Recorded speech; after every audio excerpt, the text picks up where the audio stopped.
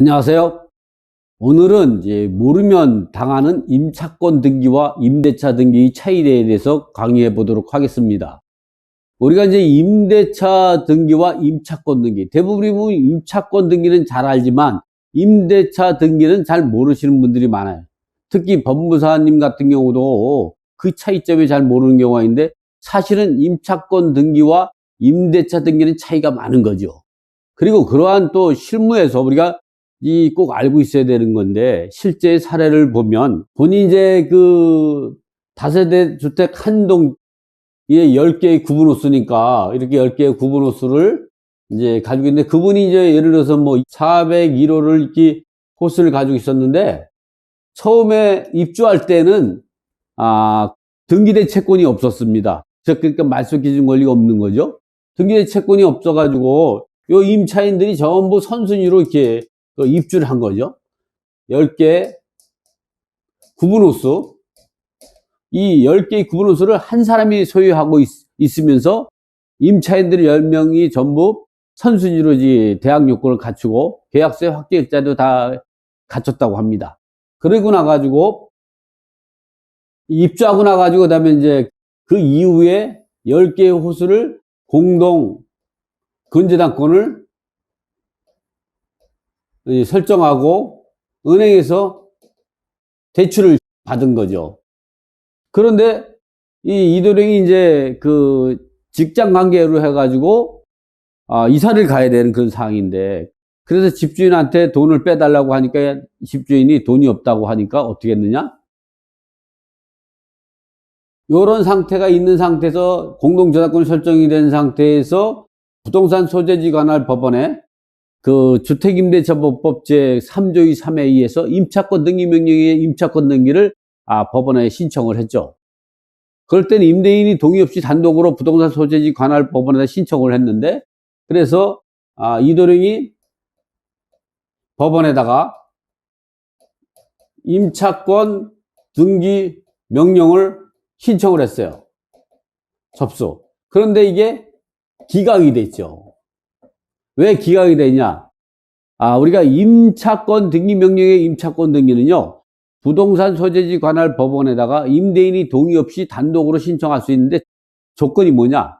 임대차 계약 기간이 존속 기간이 만료되고 나서 할 수 있는 겁니다. 아니면 계약 해지 사유가 발생할 때만 임차권 등기 명령에 의해 임차권 등기 할 수 있어요. 계약 이 해지 사유라는 건 뭐냐면 임대차 계약 기간 동안에 임대인이 이 변경이 되는 경우죠. 그리고 또 경매나 공매로 해서 소유자가 변경이 되면 임대차 계약 기간 내라도 임차권 등기 명령에 임차권 등기를 할 수 있는데, 이렇게 임대차 계약 기간이 2년을 계약을 했는데 1년 6개월이 지나서 앞으로도 6개월이 남아있는 상태에서 임차권 등기 명령 임차권 등기하니까 법원에서 받아들이지 않고 기각해버린 거죠.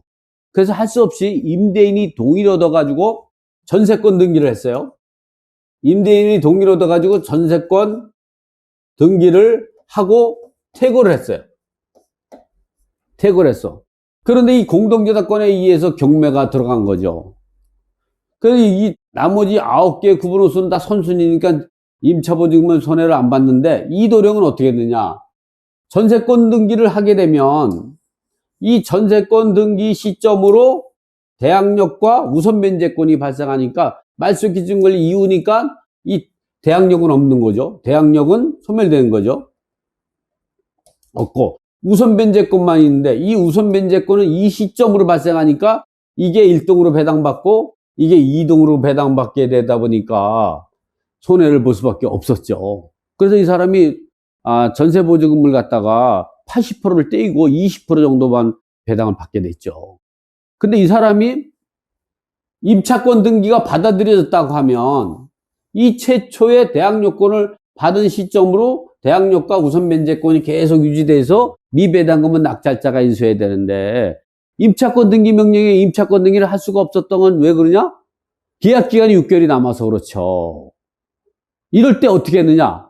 이 사람이 전세권 등기를 선택하지 않고 요 임대차 등기라는 요 임대차 등기를 알고 있었다면, 이 임차권 등기는 민법 제 621조에 의한 임대차 이제 등기죠. 이거는 또 주임법에도 나와 있죠. 주임법 제 3조의 4에도 나와 있죠. 4조에도 나와 있죠. 어쨌든 그거는 민법 제 621조에 의해서 임차권 등기를 하면 주임법 제 3조의 4에 의해서 임대차 등기 시점으로 대항력과 우선 면제권이 생기고, 그 이전에 대항력권과 확정일자를 가졌다면 그 이전에 갖춘 날짜로 소급해서 대항력과 우선 면제권이 발생한다. 이거는 임차권 등기도 마찬가지죠.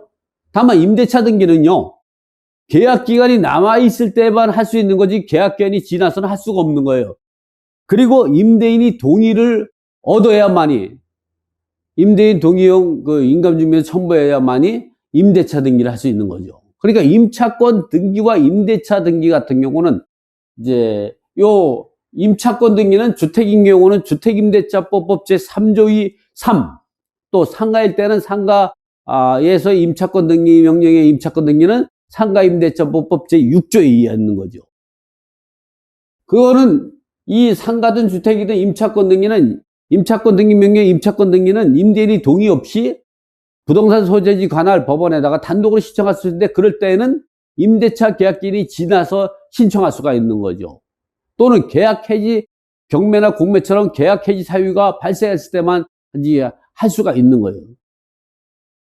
그러나 이 임대차 등기는 보통 전세권 등기 전에, 입주하기 전에 임대인이 동의를 얻어가지고 민법 제 621조에 의한 임대차 등기를 할 수 있는 거죠. 또는 임대차 계약 기간 내에서만 할 수 있는 거예요. 임대차 계약 기간이 지났을 때는 민법 621조에 의한 임대차 등기는 할 수가 없는 거죠. 이런 차이가 분명히 있는 겁니다. 임차권 등기는 임대차 계약 기간 중에는 할 수가 없고, 이거는 임대차 계약 기간 중에만 할 수 있고, 이 임대차 기간이 만료됐을 때는 할 수가 없는 이런 차이점이 있다. 그래서 이 사람은 전세권 등기를 했기 때문에 전세권 등기는 과거에 가지고 있던 대항력과 우선명이 소멸되고, 이때부터 대항력과 우선명이 생기는데, 이 임차권 등기 명령의 임차권 등기나 이 민법 621조의 임대차 등기는 대항력이 이때부터 소급되는 거죠.